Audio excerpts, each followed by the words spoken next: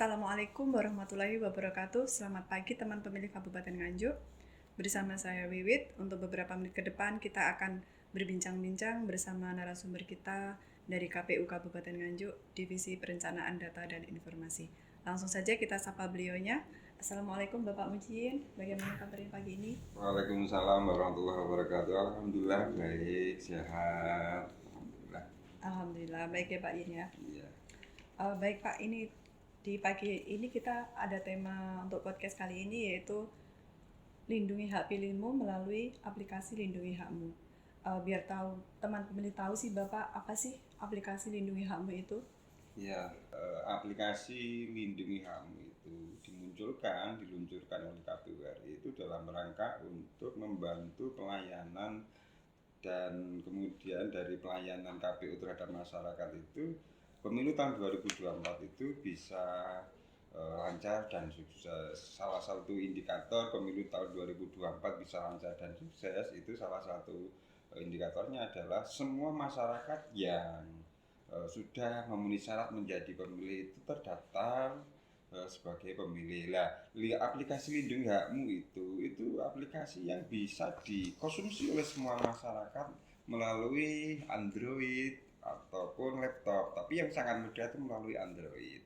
Berarti untuk aplikasi Lindungi Hakmu sendiri sudah bisa di-download di Google Play Store ya Bapak ya? Bisa di-download melalui HP, termasuk kita kemarin ya Mbak Wiwit ya. Yeah. Di Nganjuk itu semua staf, sekretariat, baik komisioner, kasubag, dan sekretaris semuanya itu kita berikan sosialisasi dan kita arahkan untuk bisa mendownload aplikasi tersebut gitu.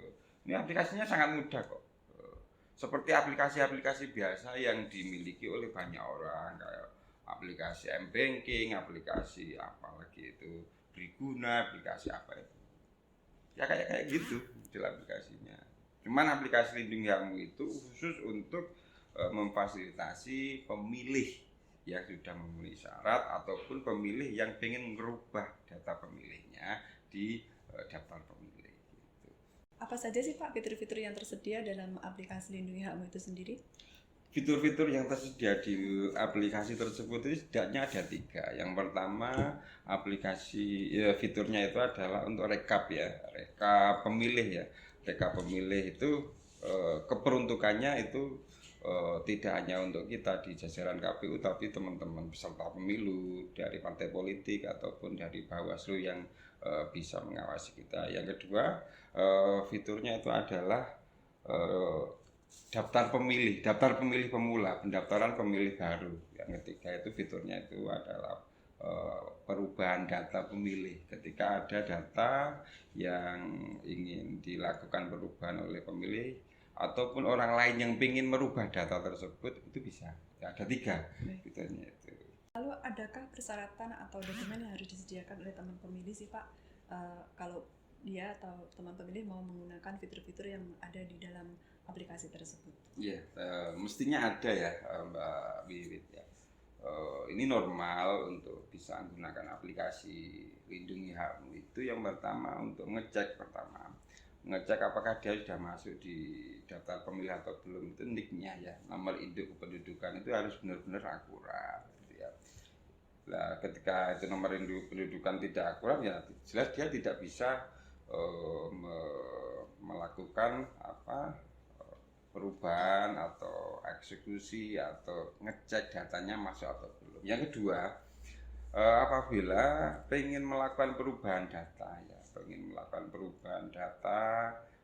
data TMS atau pemilih baru dan sebagainya, itu yang harus disiapkan itu adalah selain KTP itu ya KK ya, kartu keluarga ya. Terus berikutnya apabila ingin men-TMS-kan seseorang gitu kan, melaporkan bahwa tetangganya, keluarganya itu ada yang meninggal dunia, lalu di-TMS-kan di data tersebut atau di aplikasi tersebut, yang harus disiapkan ya KK, KTP, surat kematian yang harus disiapkan. Nah, dari sana kita bisa di KPU-nya ya, kita bisa melakukan rekap dan memantau perkembangan perubahan data itu ketika masyarakat sudah online ya, sudah melakukan kegiatan itu.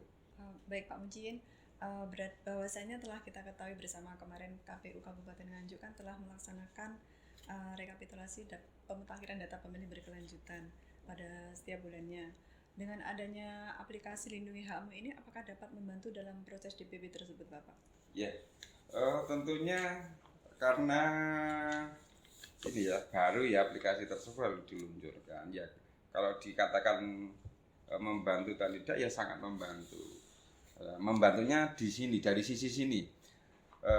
Kita kemarin kan pada saat PDB itu juga melakukan sosialisasi kepada peserta rakor ya, rapat rakor PDB, termasuk di dalamnya itu ada Panwas, Bawaslu, ada peserta Pak Pemilu, kita undang partai politik lah.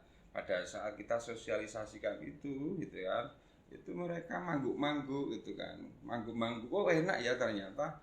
Sekarang ada aplikasi yang mempermudah kita, mempermudah peserta pemilu seperti kita partai politik ini. Jadi kita nggak susah-susah kalau pengen cek jumlah TPS di dapil 1 berapa gitu ya. Jumlah TPS di dapil 2 berapa, jumlah TPS di dapil 3 berapa dan seterusnya sangat mudah. Nah, itu yang pertama. Yang membantu yang kedua itu ketika sebelum aplikasi itu diluncurkan kita sebenarnya itu sudah melakukan kegiatan yang sama, cuman nggak sebagus aplikasi yang dibuat oleh KPU RI. Intinya Nganjuk sudah bikin ya aplikasi bantuan alat bantu itu.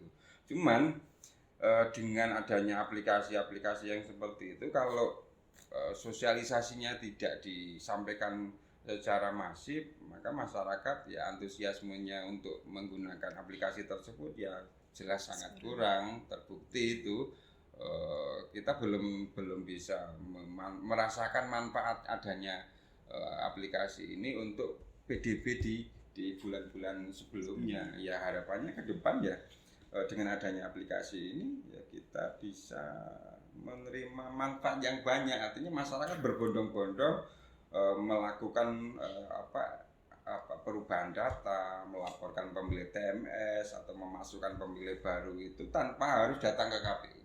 Jadi langsung bisa menggunakan HP-nya melalui install aplikasi Lindungi HMU ini. Jadi lebih mudah lagi ya Pak ya, ya sekarang? Sebenarnya lebih mudah banget ya. Namun ini Pak, ada pertanyaan satu lagi sih. Bagaimana dengan masyarakat yang teman pemilih yang berada di pelosok-pelosok daerah nih yang jaringan internetnya belum ada. Bahkan di sana pun juga ada sih beberapa yang belum mempunyai handphone atau bahkan tidak memiliki handphone.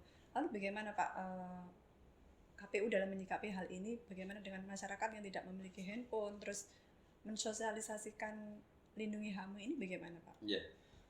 Pertama kita sudah lakukan secara normatif ya, normal, sosialisasi Lindungi HMU itu kita sosialisasikan dari yang paling dekat di internal KPU. Terus pada saat rakor gitu kita sosialisasikan ke beberapa teman-teman yang hadir dari partai politik atau dari Forkopimda yang hadir.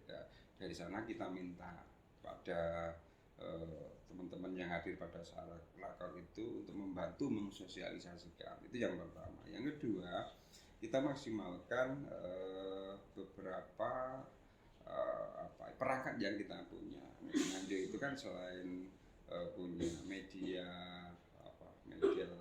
sosial yang berbentuk itu ada Facebook, ada Twitter dan sebagainya, itu kita maksimalkan itu. Kita sampaikan bahwa di KPU hari ini itu ada aplikasi Lindungi HMU untuk bisa mempermudah pelayanan data pemilih.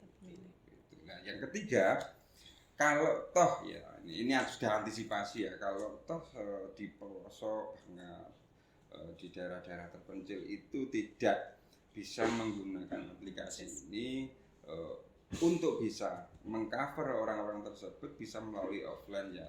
Bisa melalui offline artinya bisa tidak menggunakan aplikasi ini nantinya pada saat tahapan. Jadi jangan khawatir ya ketika sudah terpetakan mana-mana yang tidak bisa menggunakan HP jaringannya susah, itu sudah terpetakan di kita.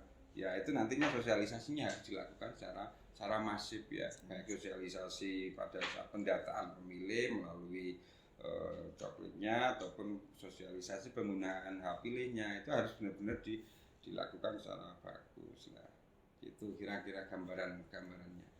Baik, berarti melalui aplikasi Lindungi Hakmu ini diharapkan dapat mewujudkan daftar pemilih yang akurat, benar, dan dapat dipertanggungjawabkan ya Bapak dalam yang akuntabel dalam pemilu. Iya, kita harapan besarnya seperti itu karena data pemilih ini kan kita tahu ya, data pemilih itu khususnya kegiatan pemutakhiran data pemilih itu sangat menguras tenaga, sangat menguras biaya, melibatkan banyak orang, melibatkan banyak biaya, terus bisa dijadikan salah satu hal yang untuk dijadikan munculnya gugatan pemilu ini dari akurat dan tidaknya data pemilih ini. Makanya adanya Lindungi Hakmu ini kita berharap bagi yang sudah mempunyai HP, teman-teman pemilih Nganjuk itu bagi yang sudah mempunyai HP dan mempunyai fasilitas di rumahnya masing-masing itu kan ya tidak ada salahnya ya kita menginstal ini dan menggunakan aplikasi ini sebagai fasilitas untuk melakukan perubahan data pemilih, ngecek data pemilih, gitu kan, ngecek jumlah pemilih, ngecek jumlah TPS dan sebagainya. Kira-kira begitu ya. Baik Bapak, sebelum podcast ini diakhiri, ada pesan-pesan nggak sih buat teman pemilih di Kabupaten Nganjuk mungkin? Ya tentu pesannya yang pertama adalah kita tahu di tahun 2024 tanggal 14 Februari itu coblosan ya. Kita menggunakan hak pilihnya. Mari kita teman-teman Nganjuk semuanya menggunakan hak pilih di tanggal 14 Februari 2024 yang akan datang ya. Sebelum ke sana karena tahapan-tahapan sudah dilakukan termasuk pemutakhiran data pemilih ini kita semuanya untuk berpartisipasi ya pada saat nanti tahapan pemutakhiran data pemilih. Terus kemudian ada petugas kami yang ada di bawah yang namanya Pantarle, itu kita sambut bersama-sama gitu ya.